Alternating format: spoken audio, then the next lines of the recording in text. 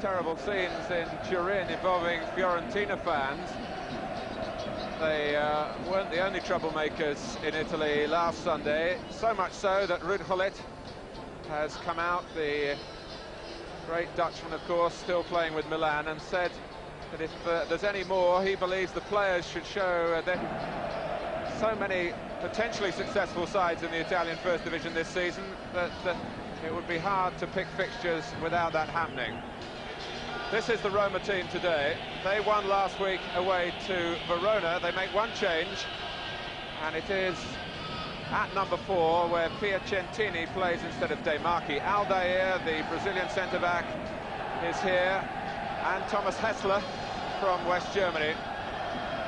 And 20-year-old Roberto Muzzi, who scored the winning goal in Verona, is asked again to deputise for the injured Rudi Foller. Ottavio Bianchi, the coach who guided Napoli to the championship in 1987, indeed had 4 very successful years in Naples. Jürgen Klinsmann wears the number 9 for Inter. Corrado Orico, the new coach, kept his lineup under wraps until half an hour before the kickoff. He promised changes from the team which was held at home by promoted Foggia last week, and there are 2, with a place today from the outset for Nicola Berti, only a substitute last week, and also, and a surprising selection really, a player well known in Rome. Here he is, Stefano Desideri, who left Roma in the summer, initially to join Juventus.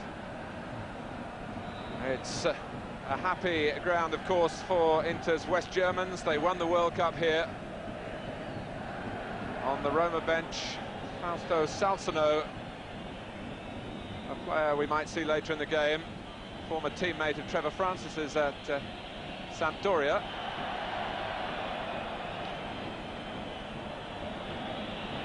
That's right, Salzano was a teammate at Sampdoria, and another teammate of mine, not at Sampdoria but at Atalanta, who was just starting his career, was Walter Bonacina. It's nice to see him playing today. It's a new signing for Roma during the summer. I'll be looking to see how he progresses in this big game for him. Giannini is the number 10 and the Roma captain. The goalkeeper Giovanni Cevoni, a tall man in his 3rd season with the club. And his opposite number today, the great Walter Zenga.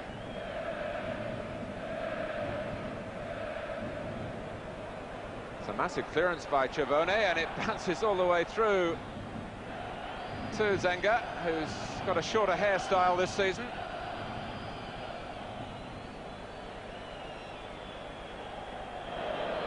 Klinsmann has got to do a lot of work up front. He's not frightened of that. But he's initially short of support. Inter very nearly caught out a couple of times by long balls hit by Roma in the formative early minutes of this match. And now Roma move up, Inter rather move up and trap Roma into offside position. Yes, as I said, Martin, before the programme started, that I felt that Inter would play with just Klinsmann up front, and that's how it started. He'll be well supported from midfield, and it appears that Tempestili of Roma is the man detailed to man mark the danger man Klinsmann. Here's Desideri.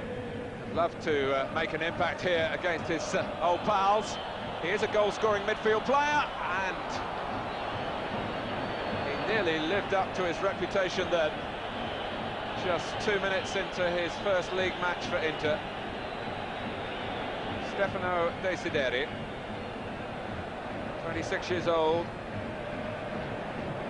born here in Rome, made his debut for Roma back in 1986. Loves to support the front men from midfield. He's starting on the left-hand side, which wasn't always his job in Roma's colours. Rizzitelli. Here's Aldair. And good running down the left-hand side by Carvani, but slightly premature because he's offside.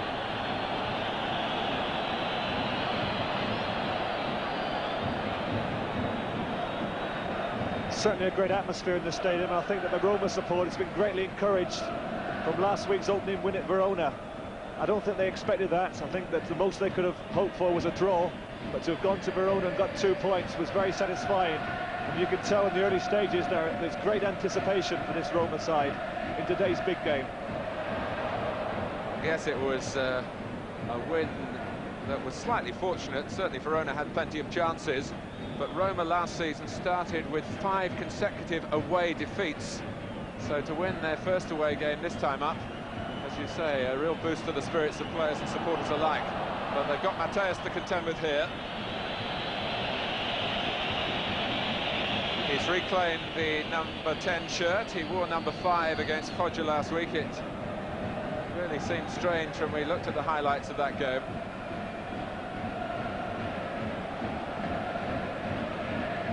Too high on this occasion, but Mike Desideri, a major threat from midfield. 16 goals for Inter from that quarter last season in the league alone.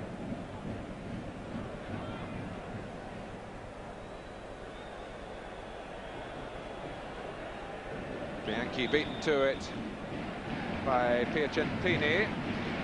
Dangerous play given.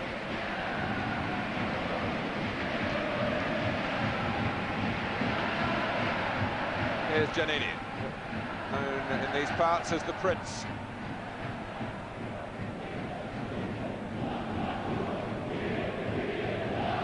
Roma's cup time midweek, the second leg against Lucchese. They won it by 2-1. Muzzi was a scorer again, and Rizzitelli. They were through 3-1 on aggregate.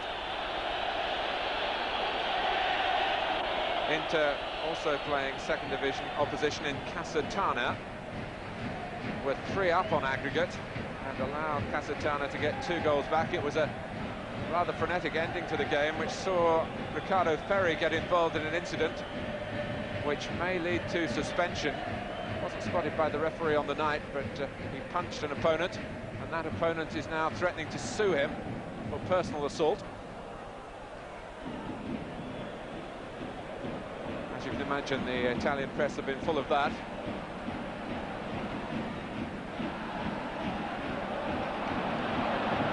Header down by Paganin.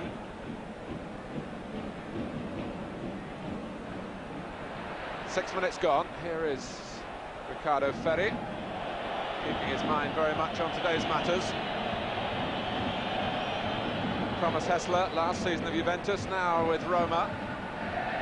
Didn't do enough in Turin to keep his place at his first Italian club.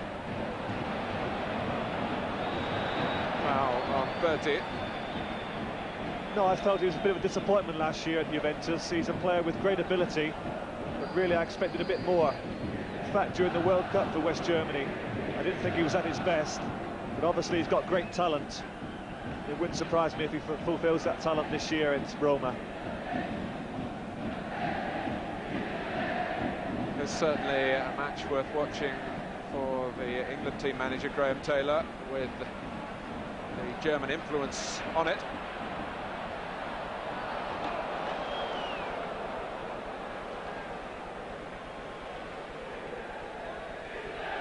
Bianchi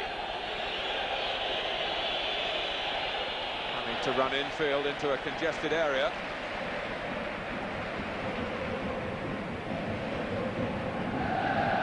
Roma certainly were a side that learnt to come to terms with hard work last season with their success in cup matches. They played 56 games in all, which is a lot for an Italian club.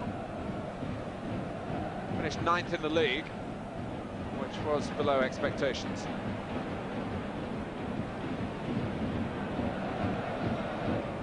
Carboni.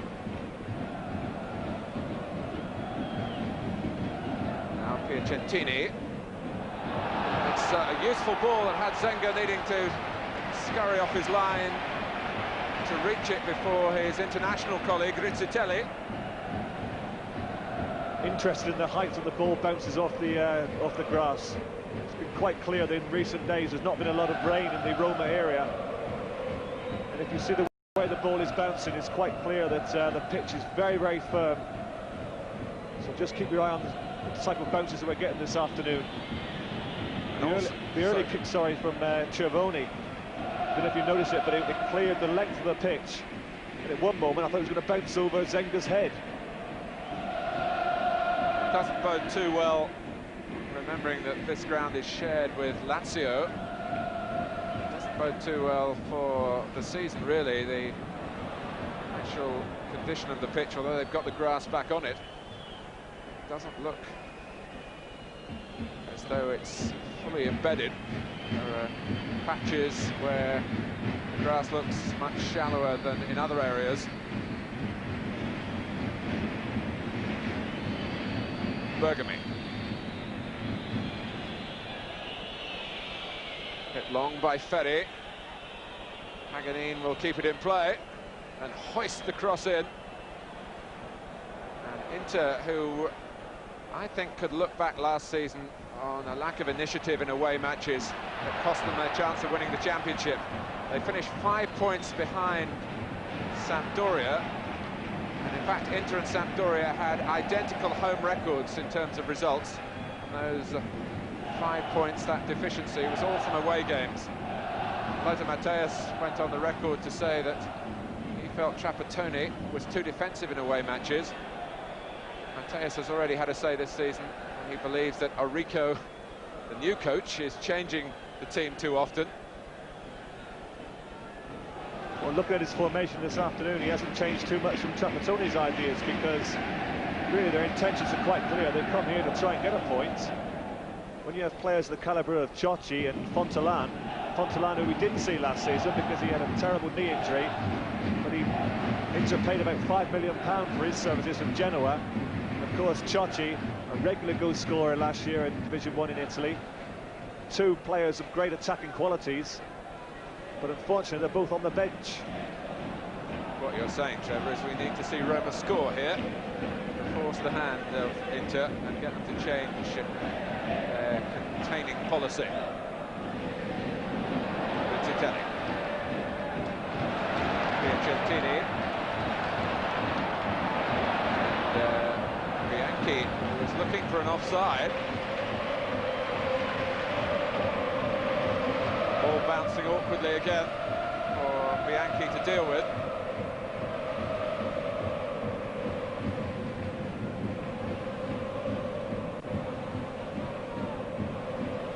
Giovanni Piacentini to take the throw, and it's a useful one too. And Zenga finding it awkward to deal with the flick on. Touch of the English style football there with the long throw-in. Very nearly produced a chance for Muzzi.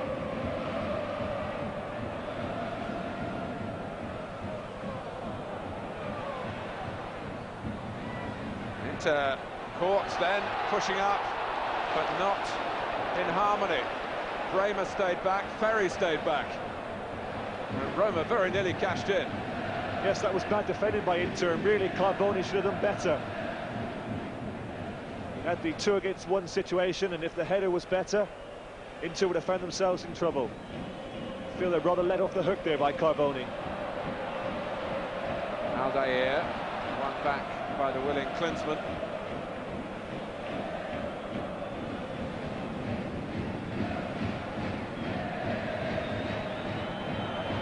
Have some news for you from Genoa. Sampdoria, beaten by Cagliari last week, have taken the lead against Verona with a goal from Toninho Cerezo, the veteran Brazilian midfield player. So 1-0 to Sampdoria there. No goals yet in the Olympic Stadium here in Rome, into the 13th minute of the match.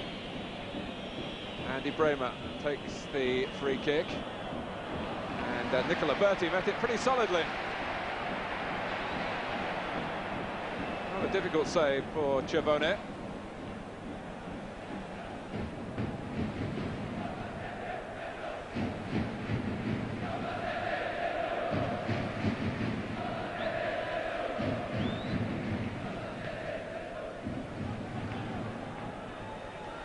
Stagione calling for the ball, and Nela let it run to him.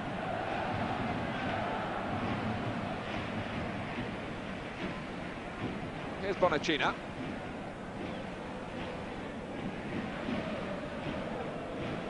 Carbone.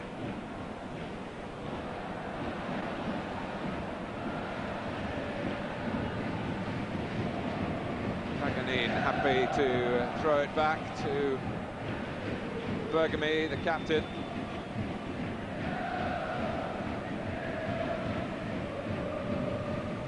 And Corrado Arico,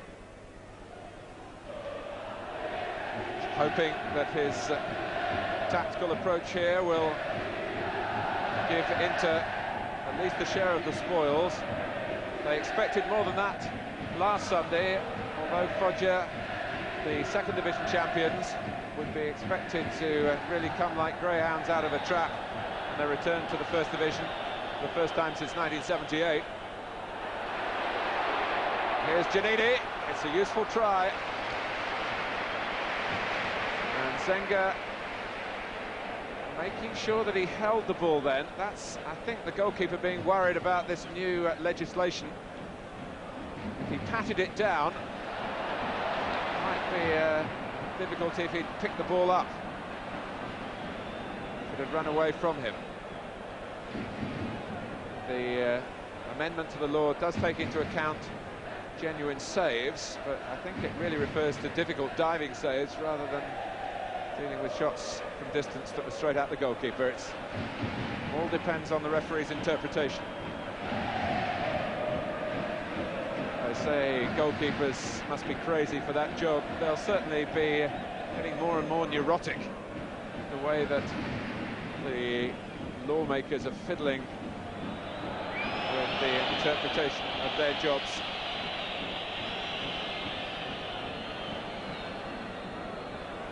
Trevor, as a manager in England, have you talked to your goalkeeper, England's Chris Woods, on this subject?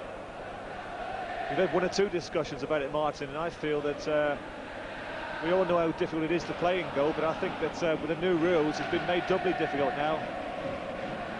I really feel sorry for the goalkeeper, as I do for the referee, because the referee, as we all know, his position's hard enough, but he's been put under increasing pressure, and I feel it's sort of unnecessary pressure.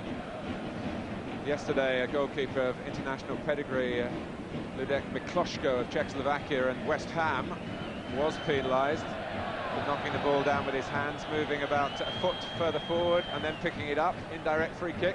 Didn't cost a goal, but it certainly disturbed Mikloško. Technically, the referee was absolutely right. I think it's got to the point now where if you have an attacker attacking a goalkeeper and he feels that the goalkeeper feels that the attacker is going to go around him, rather than attempt to get the ball and risk to concede the penalty and also being sent off yourself, I'm sure goalkeepers now contemplate actually letting the player go by him and score a goal, which is an absolutely ridiculous situation. Certainly different. Perry takes the free kick and there's no worries for Cevoni. He's caught the ball. He's given it to Hessler and he can get it back quite legally. Well, it's bad enough giving away a penalty, Martin, isn't it? But to be sent off and down to 10 men, losing your goalkeeper, that is quite dramatic. In Italy, of course, with 5 substitutes, there is a second goalkeeper on the bench. That isn't the case in every country. But the law is consistent throughout the world. Piacentini. I think that this season you see more and more strikers actually trying to go around the goalkeeper rather than shooting from distance or shooting from inside the box. They have now 2 options by trying to go around the goalkeeper.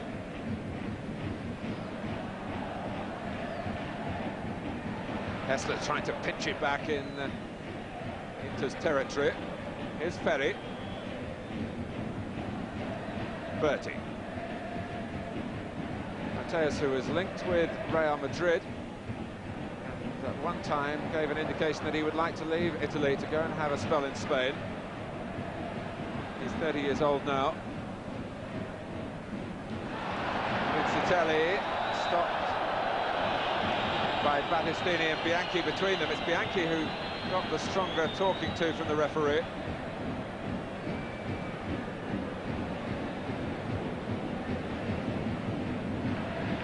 Rizzitelli, well, it did look a fair tackle by Bianchi. He got to the ball. Rizzitelli went down.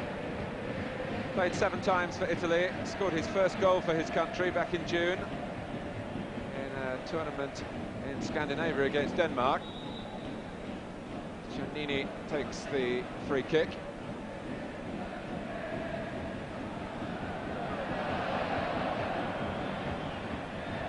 Oh, and Bonacina very nearly got free. Piacentini trying the shot, but the whistle had gone. Yes, I think it was a handball offence. That's why the referee blew there. Let me just tell you that, even taking into account the summer break as an interruption of consistency, Roma have lost their last two of their last 18 league games, and Inter have lost 2 of their last 21. 2 sides that are hard to beat. Ottavio Bianchi has produced some consistency for Roma after an unappetizing start when they were winning at home but getting hammered away at the early stages of last season. But they finished the season well. So too did Inter, but they couldn't catch Sampdoria. 20 minutes gone. Roma 0, Inter 0. The initiative firmly really with Roma here. Rizzitelli. Paganini, oh, not quite sure what he was trying to do in terms of defending. Giannini, Piacentini mishits it, hits the referee, the ball will stay in play.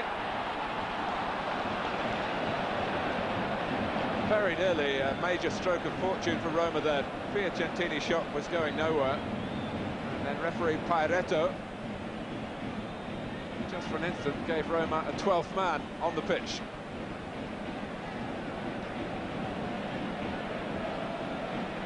A little deflection could have led to a chance for Rizzitelli, and Bergami, fortunately for Inter, was on his toes. Even then he needed a stroke of luck as the ball bounced off Rizzitelli.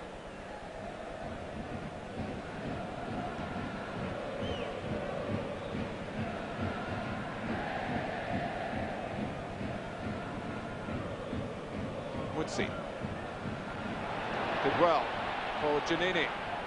Hessler, who only scored once for Juventus, it was a disappointing feature of his game. Aldair, not a bad try.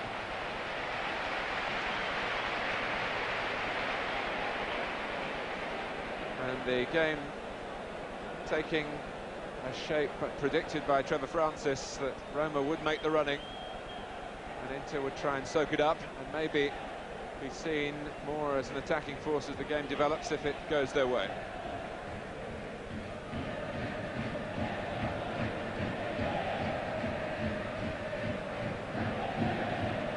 Giannini.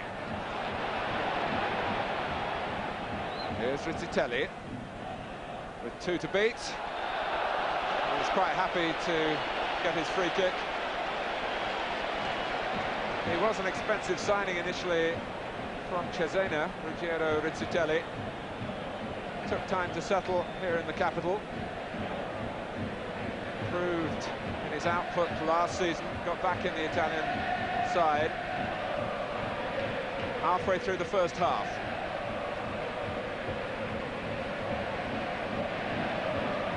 Hessler at the free kick. Oh, and I must say Inter were looking perhaps correctly at marking men rather than attacking the ball, and it bounced, as we've seen several times in this match already, it bounced high and awkward for Aldair. And the Roma supporters were yelling here for an offence off the ball.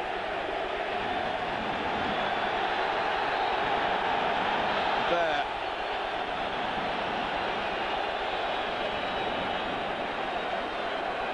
Not quite sure what Battistini was doing there, but it was terrible defending. fact, the old Inter defence seem to be in trouble, and surprising when you consider their players of great experience like Ferry and Bergamy, players who have been on the international scene for many, many years.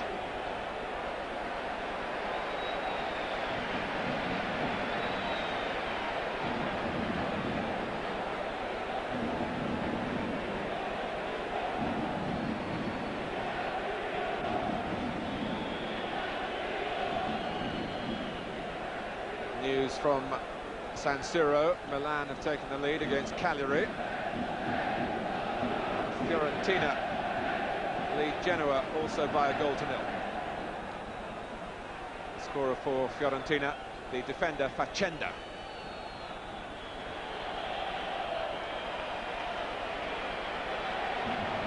Nela, who's been a regular for Roma since 1981. Came back from a serious injury in '87 to regain his place.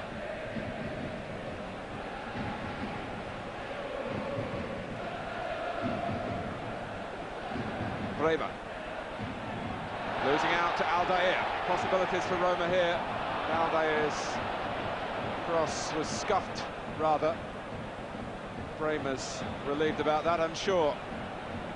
Inter, back in June, we're looking to get rid of Andy Bremer, offering him a transfer, but he didn't want to go. It was a cause célèbre for a few days in Italy. Bremer sorted it out to his satisfaction, and he was helped by Lothar Matthäus, who certainly spoke up for him. Any idea, Martin, who they had in mind as a replacement? Well, they have signed Matthias Sammer, the East German, now is in the United German squad, although he'll be missing at Wembley through injury. For 1992 the deal is now, so it may well be that they wanted Sammer to come earlier. Bremer has also passed the 30 mark, but he felt he wasn't past his sell-by date. He wanted to stay. The feeling was in Italy that Schifo, who's been an Inter player for a while, was going to return to Inter Milan, and that maybe see the departure of Bremer. Schifo has been an Inter player, or was an Inter player for a number of years, having had an unsuccessful season in Milan. He was loaned to France, where he's rebuilt his reputation. Back in Italy now with Torino. Torino technically bought him from Inter, so that certainly could have been a possibility, Trevor, as well.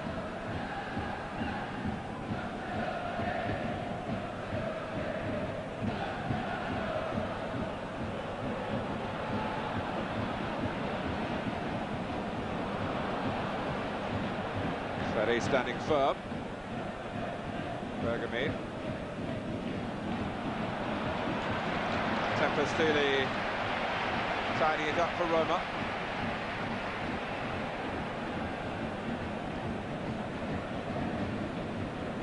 Roma looking to add another win here to their 1-0 success at Verona last Sunday. A late goal by Roberto Muzzi.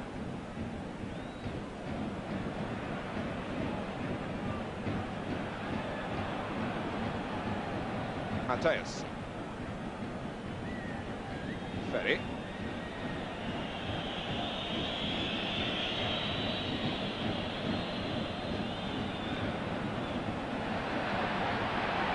Telly holding off Bianchi fairly enough, but Roma didn't get too far. Again, the bounce tricky. This in a league where you only have to slightly show the studs and you're penalised for dangerous play. Could lead to a whole sequence of stoppages. Because of the height the ball is bouncing, it's making it very, very difficult for the players to actually control the ball and play the type of football that we tend to sort of expect on a Sunday afternoon. But I do feel that Inter in this opening half an hour have been rather negative as an attacking force. With just Klinsmann up front, they've been absolutely non-existent. It's Battistini getting to it. It was a ball with plenty of depth to it from the free kick from Lothar Matthäus, and it caused Roma problems at the far post.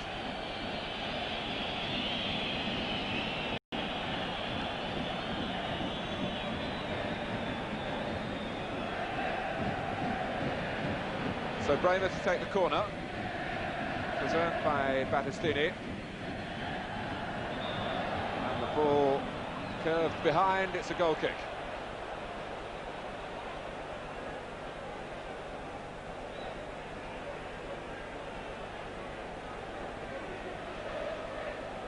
It's interesting that Inter have adopted this style of play for which they were criticised last season, when they do have the talent at their disposal to win away matches. But I would think the fact that Orico is trying to establish his credentials as the coach wouldn't help a sense of adventure.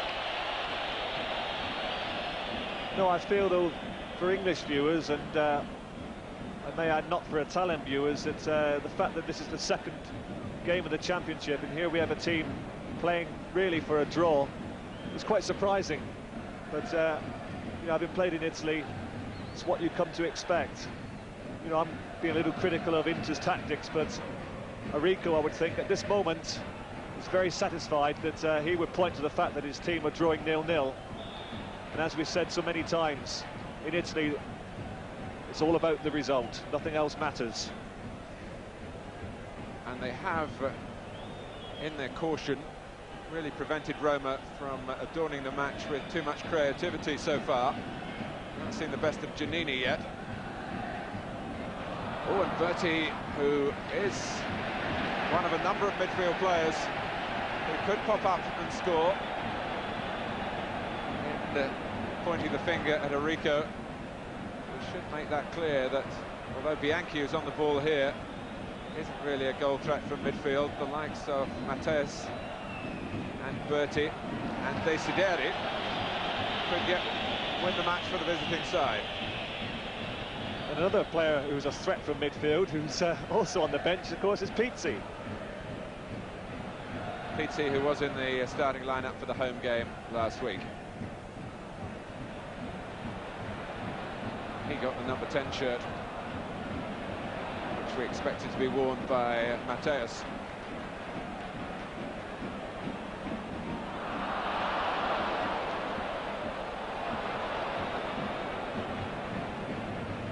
Matteus complaining that he was caught after he released the ball.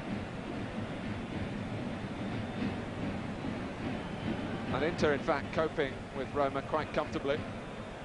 And they might be more encouraged now. Well, that doesn't help. How often have we seen Bremer picked out by Matteus there, and the move continuing to flow? Bremer blames the sun. It was a rare lack of control from him. A lack of concentration, I would think, Martin. Muzzi. It's quite similar in build and appearance to Rizzitelli. Two up front for Roma. Piacentini wasn't too concerned about the ball. There's a robust challenge here on Battistini.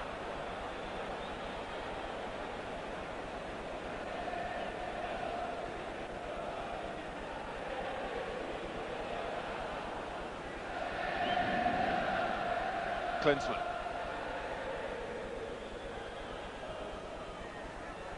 Not good news for the followers of David Platt's career in Italy. Platt's team Bari have gone a goal behind away to Parma. Scored by Minotti, the Parma sweeper. Klinsmann, that was neatly done for Berti, and the tackle by the dogged Piacentini turned the ball onto Berti, and behind for the goal kick. Berti acknowledged that.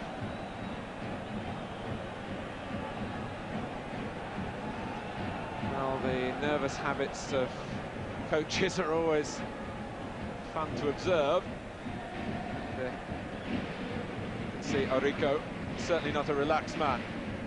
No, he wouldn't be relaxed either, because he's put himself under great pressure by last week's result. Here's Rizzitelli. Can he take them on here for Roma? He was guilty in the end of one turn too many. And if it is going to be a match of rare opportunity, that was certainly a moment that Roma might regret. Bergamy, who's a wily old fox, was able to jockey Rizzitelli and stop him from shooting.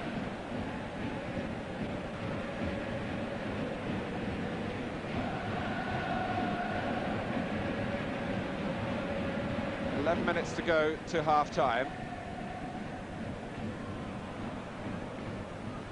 Inter reasonably comfortably keeping the home side at bay.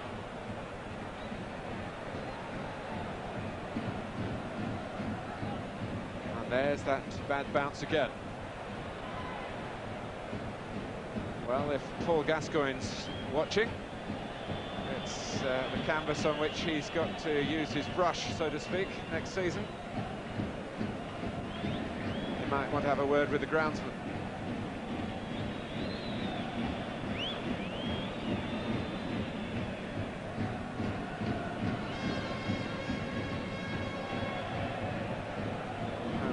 The long ball from both goalkeepers has a certain amount of effect here. It's an unusual ploy in the Italian game, but the bounce is exaggerated. With the sweeper system, there's usually plenty of opportunity for attackers to push right onto the opposing penalty area, as Rizzitelli is doing just here. And Woodsie hoping that the ball might drop his way.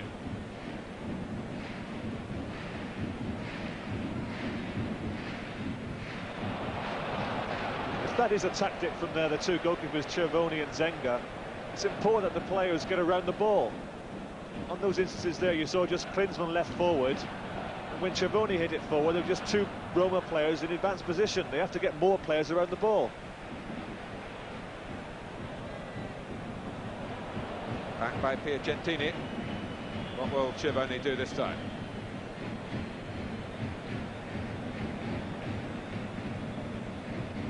He's going to try and kick it a long way again. Over Woodsie.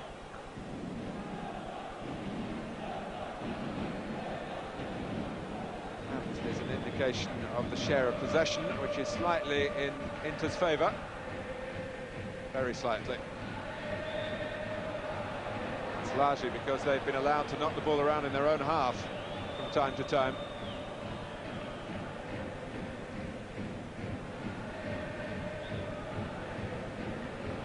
Jürgen Klinsmann, who is a bohemian at heart, he's still making mutterings about wanting to turn his back on his lucrative career and go backpacking in California. It's good for his image. Be too good for his bank balance.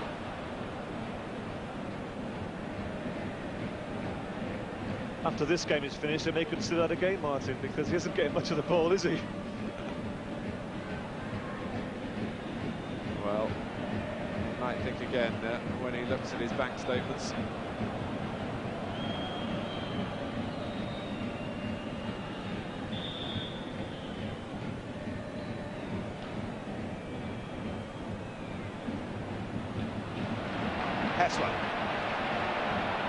Roma really need to try and raise the tempo here.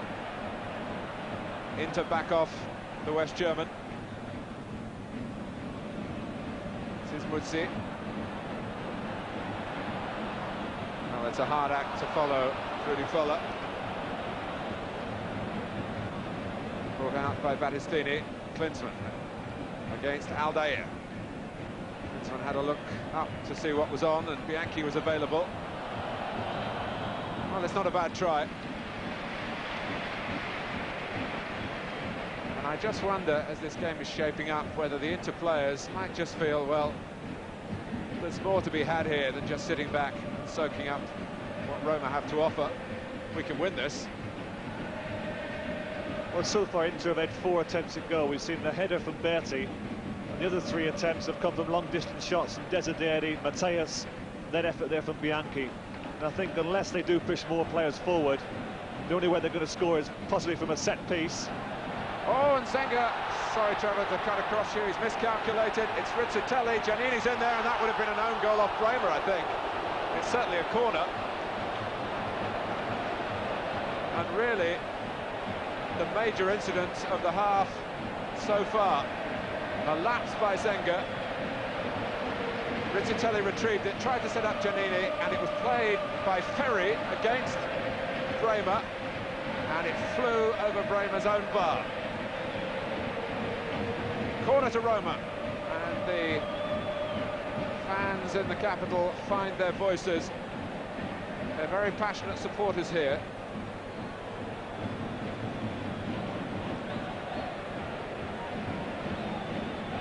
I was saying the only way the Inter were going to score was possibly from a set piece or from long distance, but there you saw a bad piece of goalkeeping from Walter Zenga. Quite clearly he came for the cross and completely misjudged it. Just wonder if he'll blame the sun like Bremer did for an earlier mistake. Oh, we know him of old, Walter Zenga. The last person to blame is usually himself. But it fell from the same side of the ground. Bremer didn't have the cap. Hessler takes the corner. Headed back by Aldair. Paganin misjudging, getting a second bite at the clearance. Naylor, who you saw getting some instructions from Ottavio Bianchi, while Ferry was getting treated for the injury. Bit of a obstruction there. Muzzi impeded.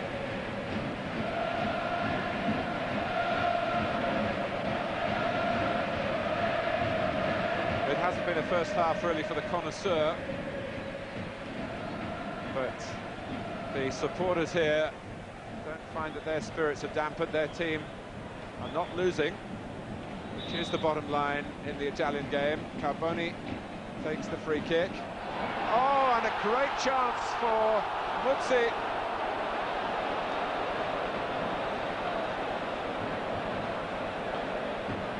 Who shakes the head. The same head which was trying to steer the ball in. Here he looked at, perhaps at the last, in an offside position, but he had timed his move. The flag had stayed down. Trevor. Best chance of the game, in fact really the only chance, and it was a bad miss by Muzzi.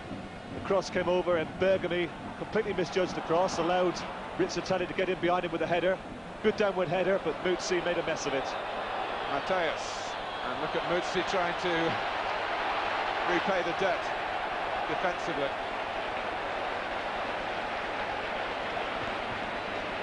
But whether it's simply coincidence or just the way the game is played over here, towards the end of each half, the incidents seem to mount, as though there's more sparring in the first phase of each half, and then the players tend to really get down to their task as the match starts to take to its shape. I'm sure at this moment now the Roma supporters are thinking if only Ruud Vola was on that field. Muzzi still learning his trade. He has chipped in with a number of useful goals as deputy to the Great West German. As I said earlier, last week he was the hero in Verona. He's the villain of the piece at the moment. But any striker worth his salts will tell you it's better to miss a chance than to get no chance at all.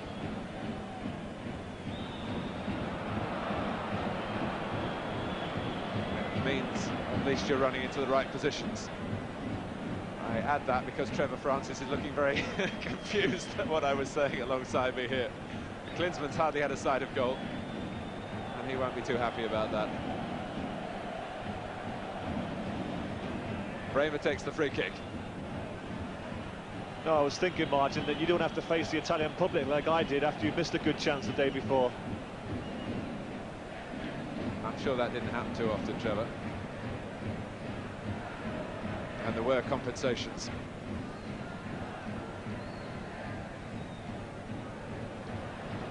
So 2 minutes left in the first half, which has certainly become livelier over the last 10 minutes or so.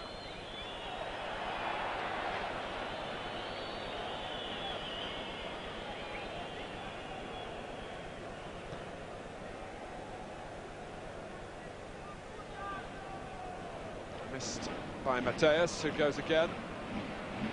Bonacina got in his way. Mateus expected more of the referee. Rizzitelli chasing Paganin, getting enough weight on the header.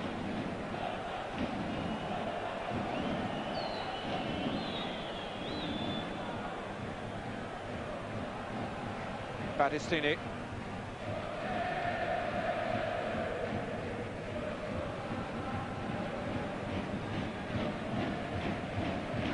Desideri to Battistini.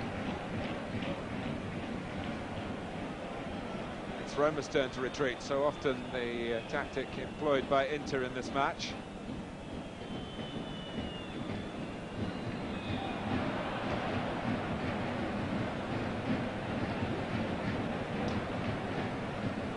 Tempestili reproaching the referee and being reproached in turn. Don't quite know what he's arguing about, because quite clearly it was an obstruction from Aldair on Battistini. The referee is quite right to give a free kick to Inter. Well, Desideri hands on hips. Mateus in a more central position if the ball is just rolled to one side. Desideri opts to clip it forward, hoping that Battistini might get in a header. The referee getting in the way of Piacentini. Here's Hessler, needing to find some help. It came from Tempestili. Aldair. Now Carboni. See.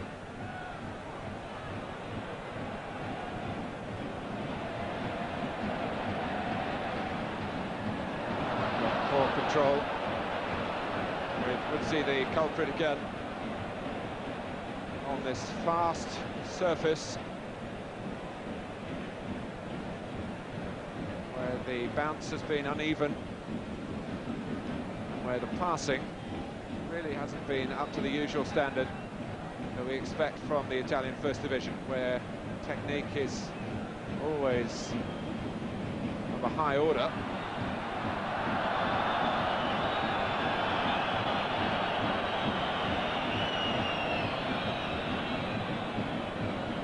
Hessler.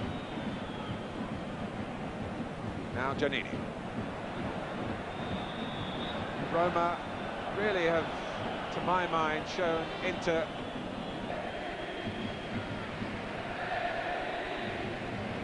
Roma start the second half. They drew the league game here 1-1 last season, having been beaten 2-1 in Milan. And then the UEFA Cup final went 2-0 Inter's way in Milan and 1-0 to Roma here. Just a reminder of the starting lineups.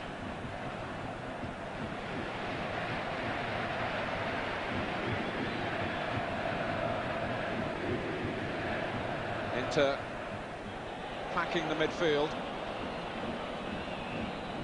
including Klinsmann, but leaving Ciocci and Fontalan as some substitutes.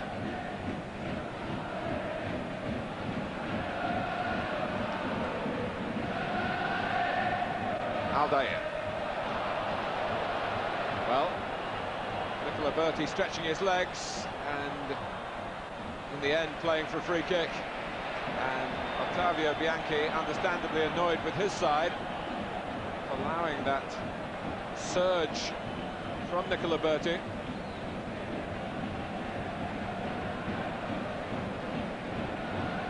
Those are the 5 substitutes, 2 of which can be used by Corrado Orico.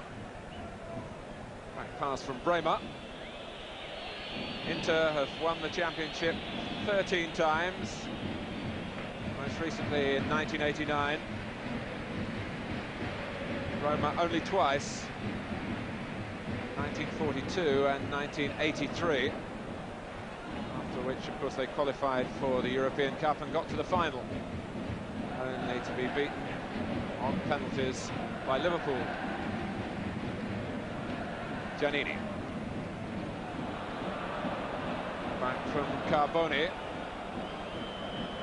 We'll be looking in the early minutes of the second half for maybe signs of any change in attitude from either side. Whether Roma can find an extra gear in forcing the pace. And it's a good try by, well, wasn't at the end too close to Zenga's goal, but an enterprising try by Giannini, looking to hit a volley that might dip. Didn't catch it right. Good to see Giannini in a more advanced position.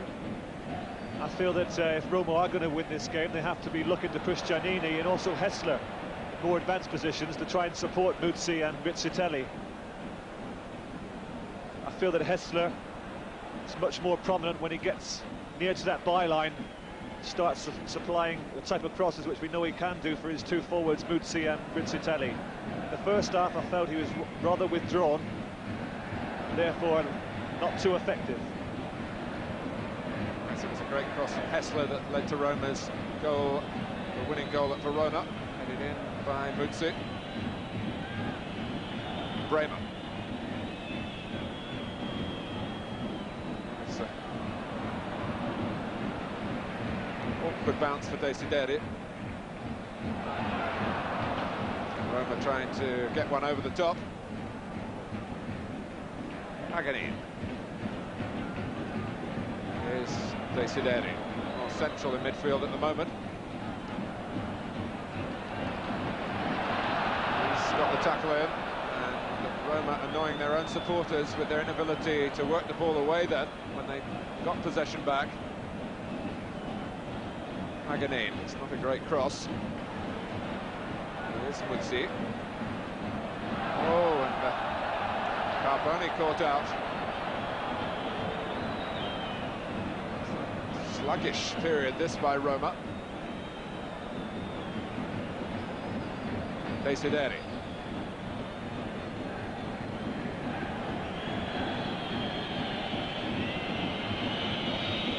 Battistini. Klinsmann hung his head in disappointment. Berti, I think, was the target for the ball forward by Battistini. It could be a possibility for Bianchi, the Roma manager, to try Hessler on the opposite side of the field.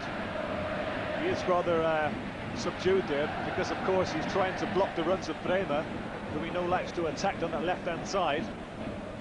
And if he was to put him on the other side, perhaps he would get a bit more freedom over there. Well, you just saw Bianchi trying to direct the traffic. Bremer clears. The Salsano, we wait to see whether he will change Roma's attacking options. Hessler has run it out. Giannini, in fact, was herring in towards the near post, hoping for a first-time cross, or at least a cross as soon as the byline approached. Hessler wanted an extra touch. Yes, it should have been a first-time cross. It was the ideal opportunity. It's what I'm talking about. When Hessler gets to the byline, he's in danger. The perfect opportunity to get the cross in. Decided to try and get past Bergamy. Wrong selection, I would say.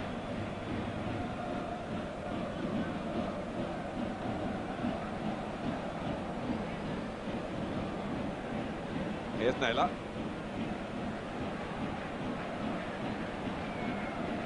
In his 11th season with Roma, terrific servant.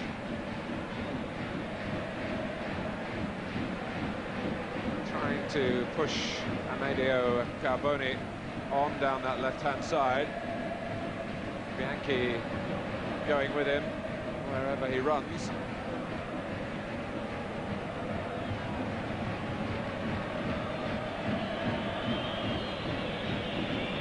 Inter prepared to take their time. We're 6 minutes into the second half. Roma 0, Inter 0. Crowd of, I would think, around 60,000.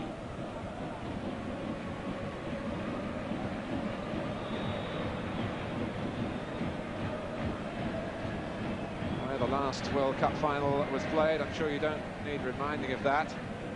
There are comparisons, because that match like this didn't flow.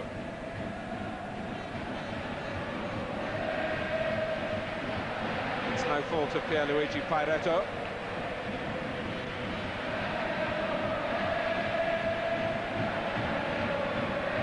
Bonacina making a run from midfield, and he can't get there in time. Will we have the same player scoring the winning goal? Well, he's out there, of course, Andy Bremer, but the man who won the penalty isn't Rudy Fuller.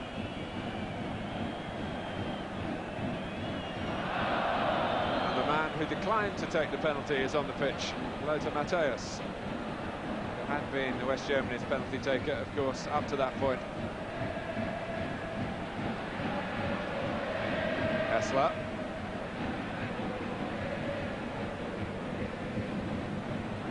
Well found by Rizzitelli, trying to steer it in quicker that time, maybe after what happened a couple of minutes ago, when his capacity to deliver the cross wasn't there, when he wanted to run the ball beyond Bergamy. Matthäus.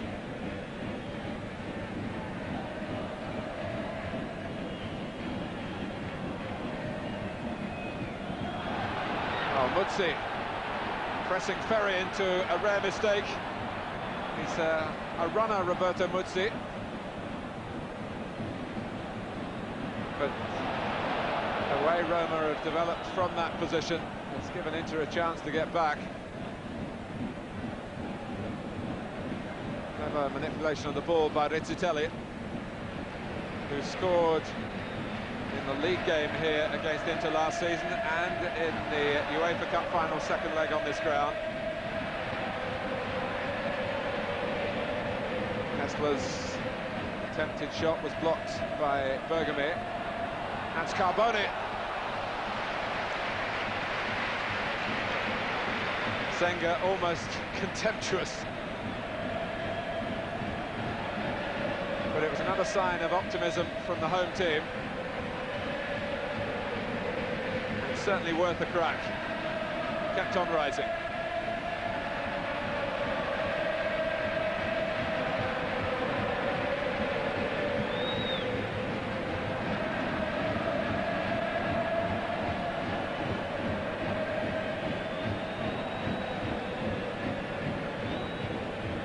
News from Foggia, where Juventus are playing.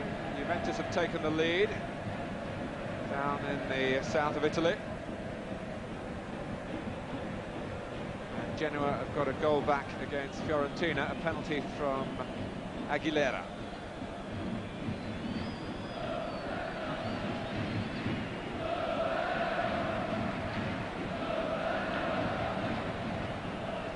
Bergamy to Matthäus. Here's Desideri on the left side, but very right-footed. It's hit by Matthäus that time. Easy for Aldair to win the header. Well, the game is probably one that won't live too long in the memory thus far, but it hasn't diminished the feeling for football of the supporters here, who should be applauded for their applause. Oh, and Rizzitelli. Well, Bergamy claiming that Rizzitelli turned him unfairly, and surely for the referee to blow, that had to be the decision. There was an advantage there that would have gone Rizzitelli's way, and it's hard to believe that a free kick has been given for Roma. It seemed unnecessary to stop the play if that's what caught the eye of the referee. Hessler takes it, and Muzzi puts his head in bravely.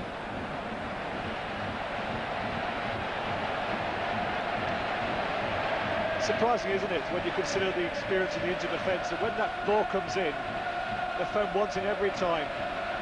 They don't give you much confidence when the ball's in the air, the Inter defence. Actually, it went behind of Paganin for this corner. So the background of the Roma roar, and Hessler's attempt blocked by Bianchi, who says, surely I was far enough back. Hessler to try again. Back for Tempestili, further back to Nela. And although Hessler climbed well, according to the linesman, he was out of play, and the ball likewise.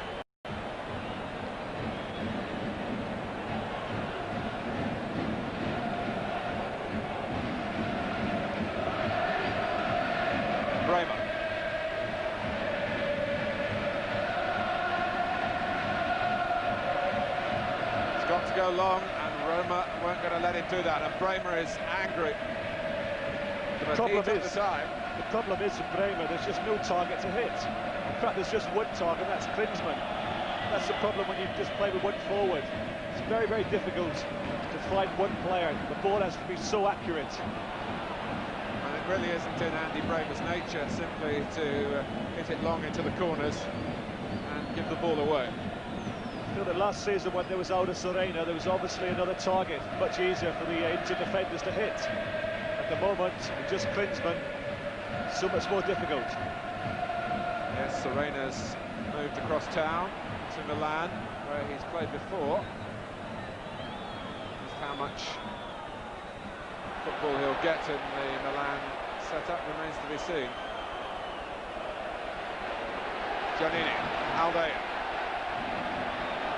Roma trying to pass the ball a little quicker and make Inter do some chasing. Rizzitelli. Nicely worked with Aldair. What can Rizzitelli do here? It's over Giannini. Down goes Muzzi. Giannini leading the appeals. Roma feeling that Muzzi was fouled. Maybe Giannini feeling that he was impeded as well. It's all a result of this cross from Rizzitelli. There's nothing wrong involving Giannini. But Muzzi trying to take the ball on the turn.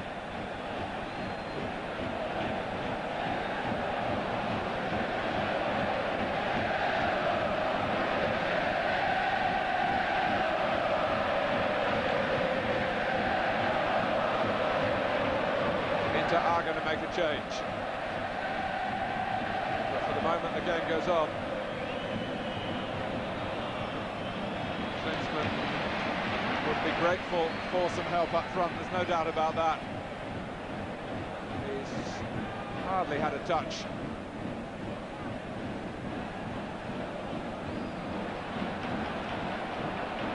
Giannini. Foul by Berti.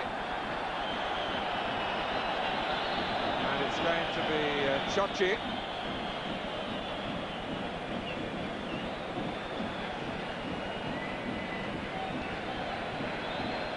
Battistini comes off, so this increases the sharpness for Inter up front. Massimo Ciocci, who was an Inter player previously, he left in November 1988, had a good season in the second division with Ancona, 14 goals in the first division for Cesena last season, and Inter wanted him back. And it was Ciocci who scored, coming as a substitute on the opening day of the season in the 1-1 draw at home to Foggia. Matthäus, almost embarrassing, his own captain.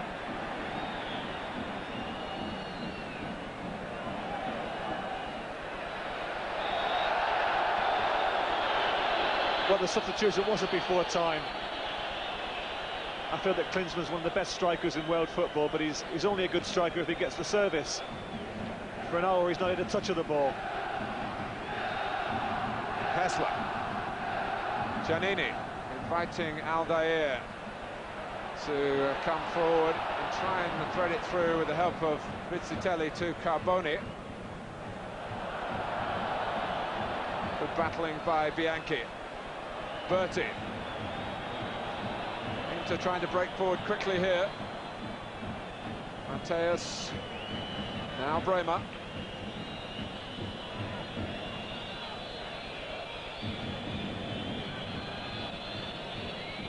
Desideri. For Klinsmann. Played wide to Paganini by Bianchi. Inter have plenty of players forward for the cross. And Hessler, aware of that, takes the sensible course.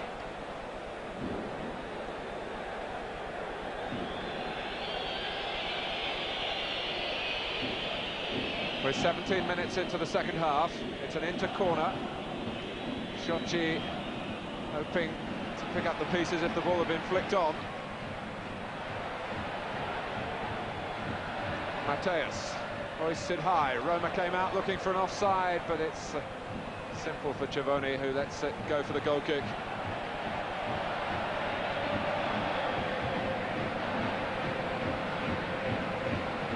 Well, it's an enterprising move by Corrado Orico. In the circumstances, he started to wonder whether he would take Klinsmann off and leave no one up front. I think it was a decision that was forced upon him because Inter just couldn't build any attacks at all. The build-up play was very pedestrian. There was no target to hit, and he was forced into trying to do something.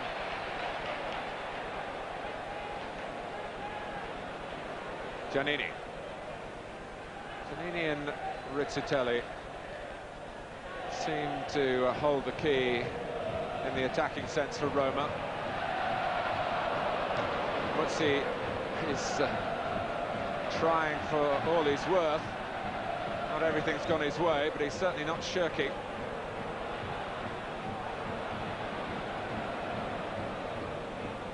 Here's Rizzitelli, cropping up everywhere at the moment. Giannini. Attenzione, prego, Fabrizio Pavoncello. Ripeta, Fabrizio Pavoncello. Back from Bianchi. Sampdoria have got a second goal against Verona, and Vialli, who missed the first half penalty, has made amends. The first goal for him of the new league campaign, the leading scorer in the Italian First Division last season, of course. Well, it's an old friend of Trevor Francis, Fausto Salsano, who's going to come on for Roma.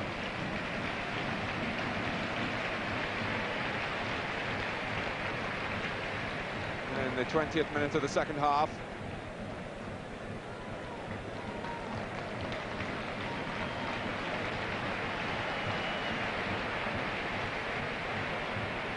And the departure of Rizzitelli, I think caused by an injury. Just before the substitution was made, he was looking at the bench and he pulled up short in midfield.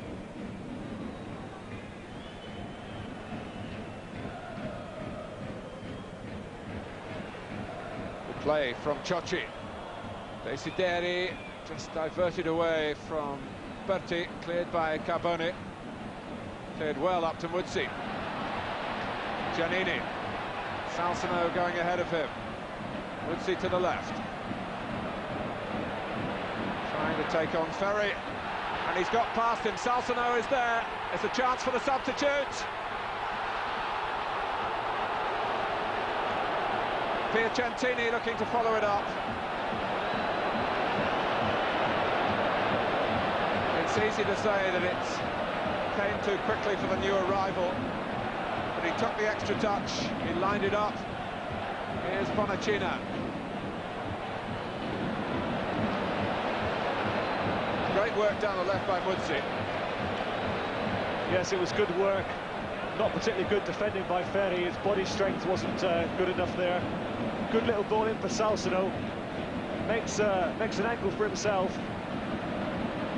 There's Zenga going down to make a good save. That was a good chance for Roma. Berti, and here's one for Ciocci. Oh, he wasn't looking to score himself. The game flowing much more freely now. More enterprise from both sides.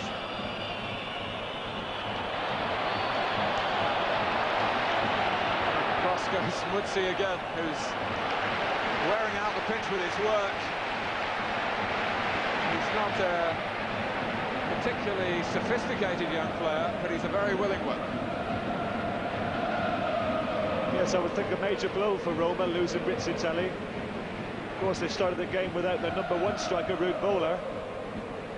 Let's not forget that they're also without the service of Carnevali, who was suspended for the whole year. I wouldn't imagine it'd be too long before he's back in service for them. Yes, the suspension is over in a few weeks for Carnevali, who failed that dope test with the goalkeeper Peruzzi, who's left Roma now. Giannini waiting for the move from Piacentini. Couldn't release the pass properly. Brought out by Bianchi. Now Berti. He's gone on through the centre from Ciocci's pass. And Berti is so expressive. Lost out to the solid frame of Sebastiano Nella. It was good defending by Naylor, but Bertie's frustrated, I think, because his first touch wasn't good enough. His first touch took the ball away from him and allowed Naylor to clear up. Just too long from midfield by Giannini. Trying to get Muzzi through the middle. Bianchi.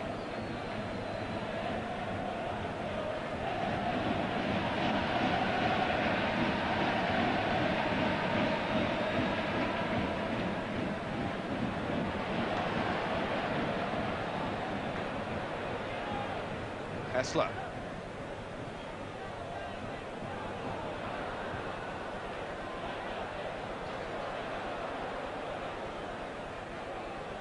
Aldair. Roma trying to draw Inter out. That's been very difficult to do. Piacentini. They look to the left, now they look to the right. Oh, and it's a stray header by Bremer, pounced on by Hessler. And again, you certainly applaud the ambition. He probably had more time than he realised. And news from Turin that Torino, who have been so hard to crack in the Stadio dell'Alpi, they are losing now at home to Lazio. Ruben Sosa for Lazio. Salsano here for Roma. Giannini.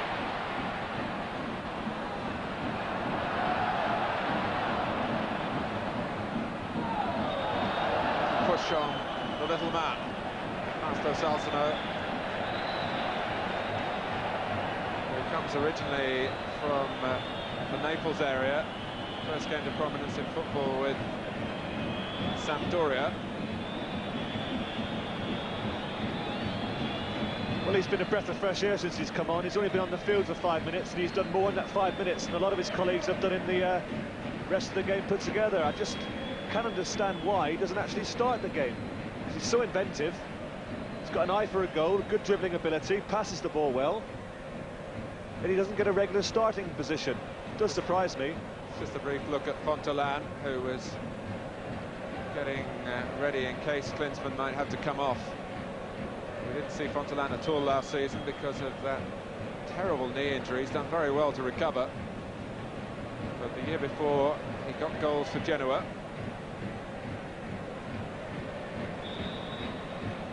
Just under 20 minutes left. Hessler loops it up, came off the head of Ferri.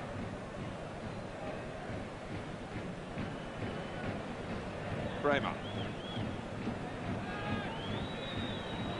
Ciocci trying to run away from Hessler.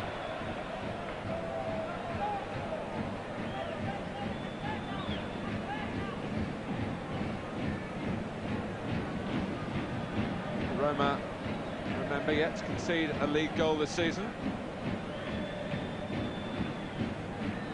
Been kept a clean sheet somewhat fortuitously in Verona, where they did ride their luck, and also Cervoni made a number of fine saves. Not really threatened too often here by an Inter side that you could say were erring on the side of caution.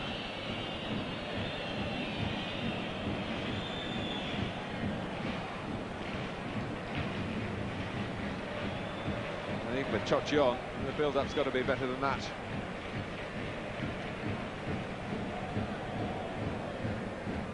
Nella played 5 times for Italy in the mid-80s. Muzzi changed direction. Bonacina was scampering up in support of him.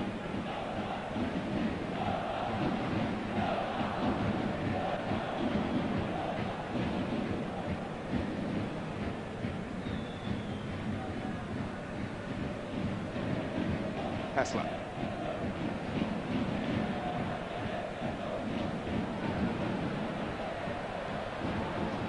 Mateus trying to stop Hessler and Giannini involving themselves in a little game of their own, and then Roma called into question here.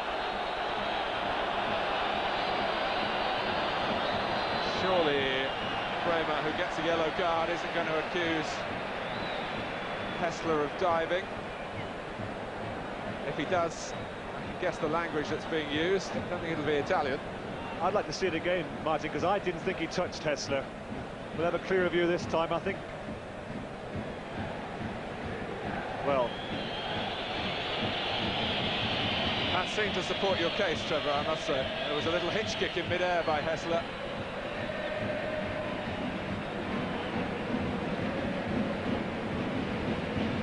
And Klinsmann, who's run and chased in a cause that really you don't envy him for, is giving way to Fontelan. With 16.5 minutes left on the watch.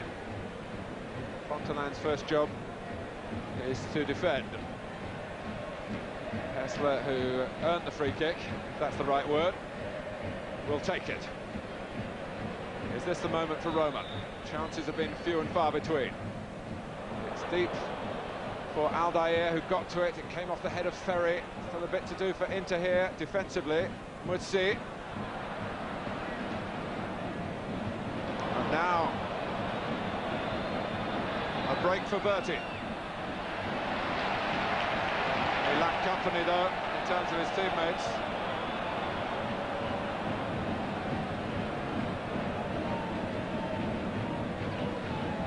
Berti, who's blessed with such natural athleticism.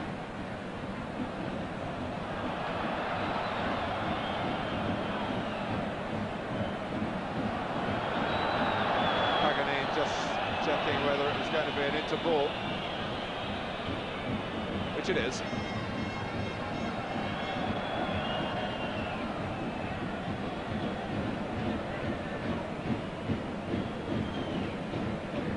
Pellegrini getting ready for Roma.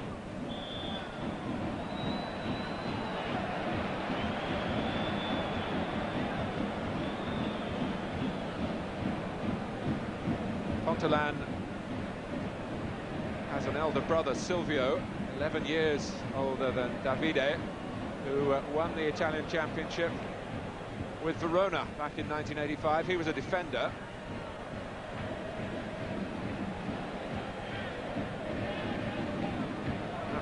And a good defender. He was in an outstanding Verona team. Ciocci for Inter.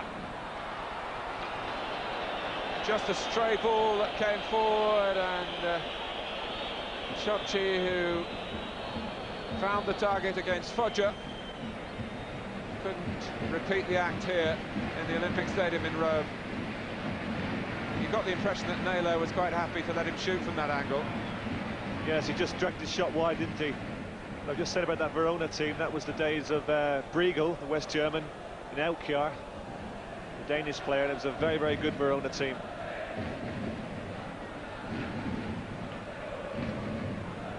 Managed, if memory serves me right, by Bagnoli, who came to the fore again last season with Genoa.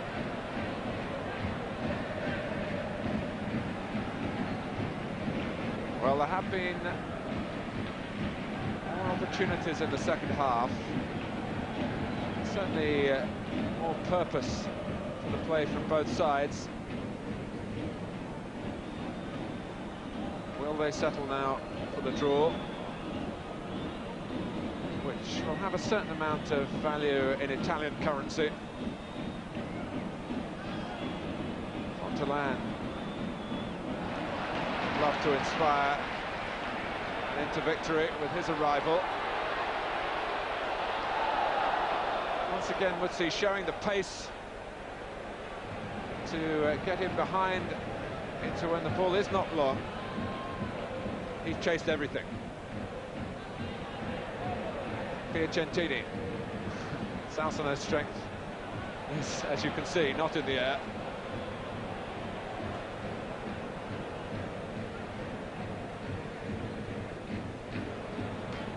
Piacentini.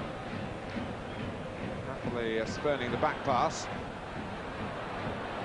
Cross goes Ferries, shown no sign of being distracted by the present scandal that he's involved in. Through that violent clash in the Italian Cup in midweek, which may keep him out of the Interside through a suspension. He's a tough character. And Alarico will be pleased to have him available. We'll be hoping that if there is action taken against Ricardo Ferri, it won't keep him out for too long. Inter at the moment being allowed to play the ball around at the back.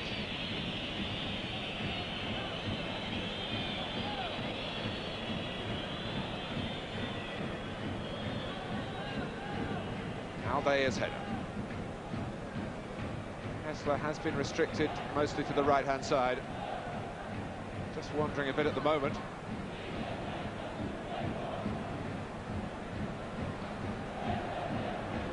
If it does stay at 0-0, Inter will have played 2, drawn 2. Roma will have 3 points out of 4, which is eminently satisfactory from their point of view. How much better 4 out of 4 would be.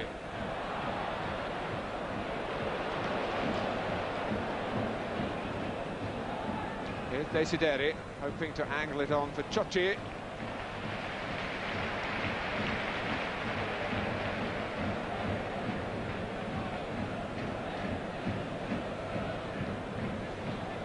Giannini is this deep, Inter won't be too worried. And again, the effects of the temperatures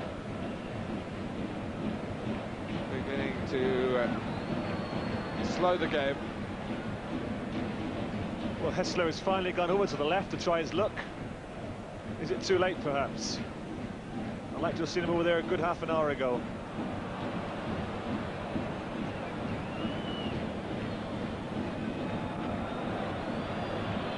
Bianchi. And now, was he caught on the edge of the area? And the referee is going to look to Carboni here as to whether this is a goal-scoring opportunity.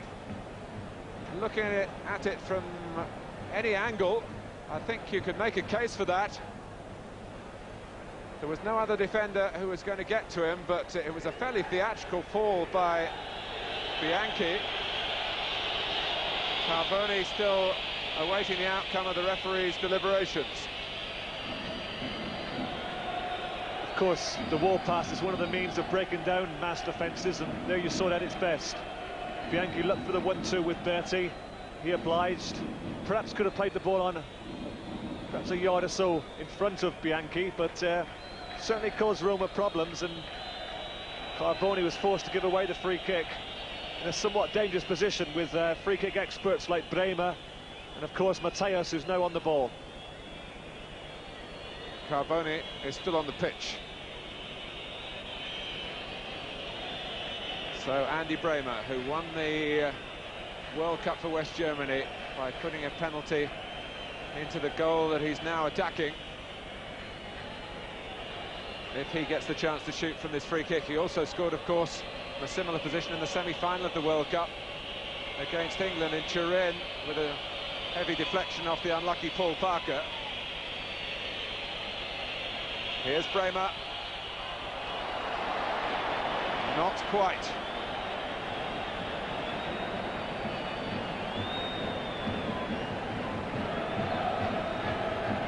Eight minutes to go.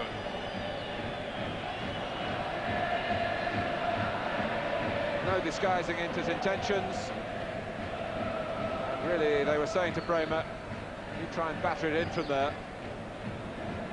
I think in that situation, what you're looking for is just hit the target. Certainly hit it with great power. But unfortunately for Inter, it just rose above the crossbar. Cervoni didn't have to make a save. Lovely layoff from Ciocci. By coping for Roma. Here's Saltano.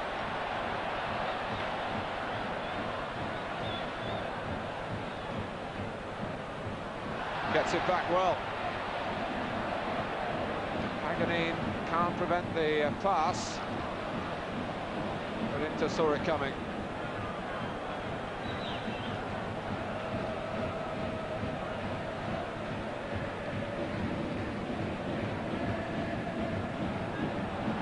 Played off well by Muzzi. Giannini.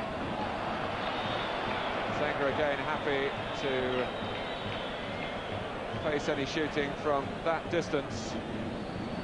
And off comes Piacentini. Now Pellegrini is a member of a famous footballing family here in Italy. He's the youngest of three brothers. The eldest, Luca, was a fine player with Sampdoria for a good number of years, including last season, the championship winning season. Middle brother Davide, a striker who played for Verona.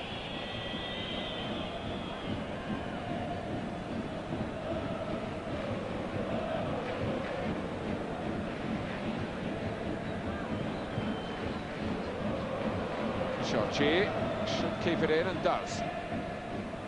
Helped by Desideri. There's Fontolan. Berti, it's a great picker-up of loose balls in opposing penalty areas.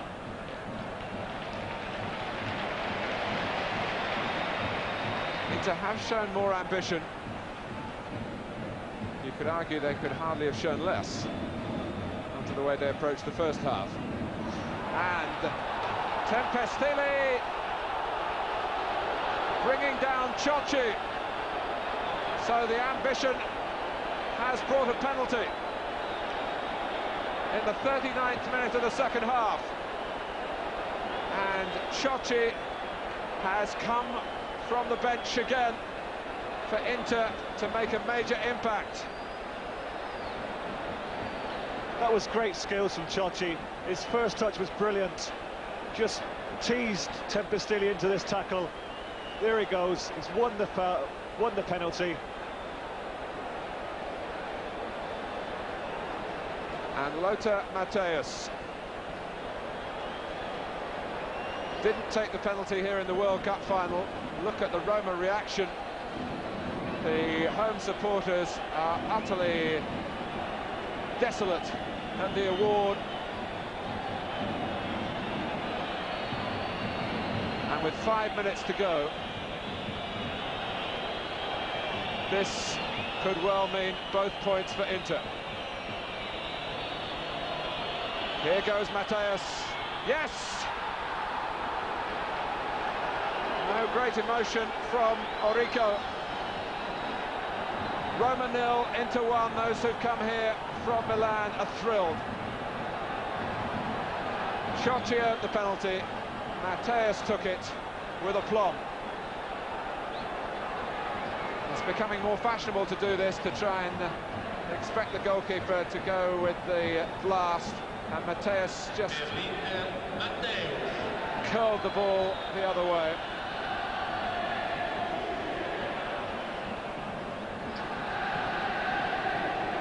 So there was no replica for Bremer, but the scoreline is the same for the West Germans. They're winning. You had the feeling from the opening few minutes that the game was going to be won on a set piece. But that was great play from Ciocci.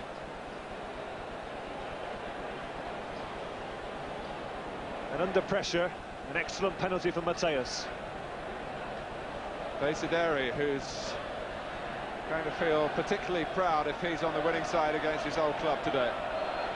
I'm sure thrilled simply to be in the team. It's only a substitute last week, didn't get on.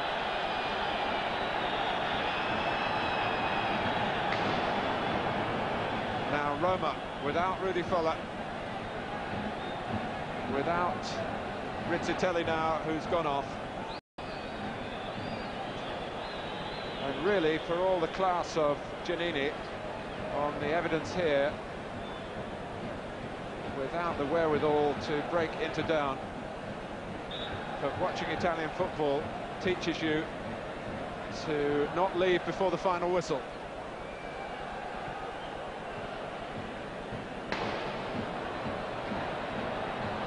Berti.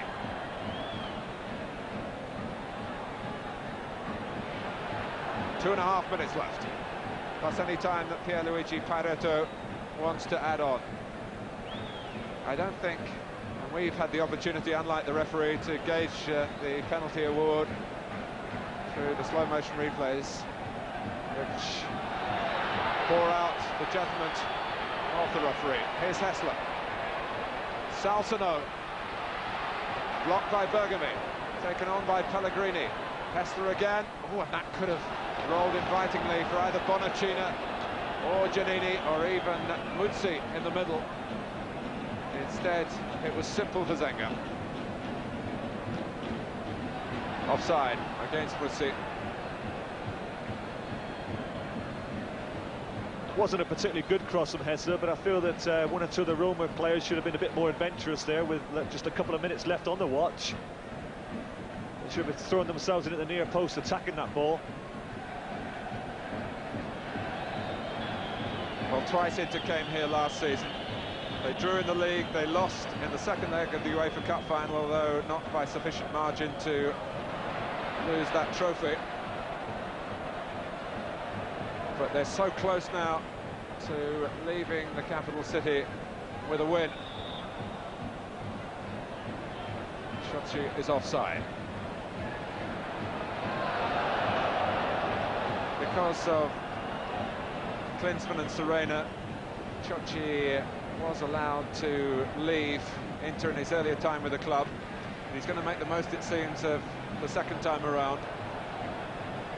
Although he's still got to get into the starting lineup. But he's been superb as a substitute thus far this season.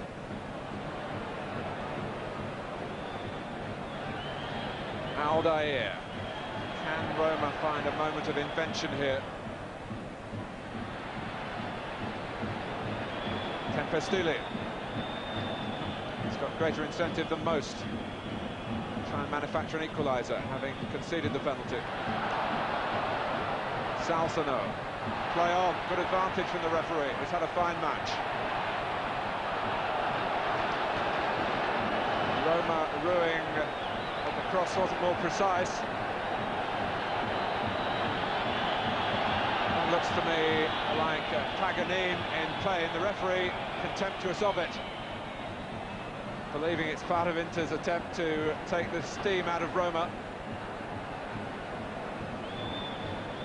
They can't make another substitution to do that.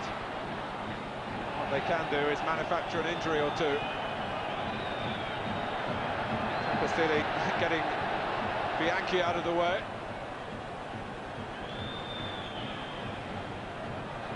Well, it's been a fine finish to a match in which we waited a long time for the game to come to life. But Inter, really, Trevor, in keeping with the way that they played a lot last season, they were prepared to let the time go, and should we call it a storming finish? As the heavens open in Rome. But they've really tried to win over a shorter course by making the game played over the last 20 minutes or so, and not really competing in an attacking sense up till then. Yes, undoubtedly the game changed when Ciocci entered into the action, and I would imagine tomorrow the Italian press will be complimenting Enrico on being a brilliant tactician. But up until then, really, I was very critical of him because it was such a poor defensive display by Inter. They never really threatened at all, but it looks as they got the result that they came for. In fact, they've got a better result because they came for a draw and they've got the 2 points. As the final whistle confirms, Roma have been beaten at home, having won their first game away at Verona, and Inter, who had a disappointing result.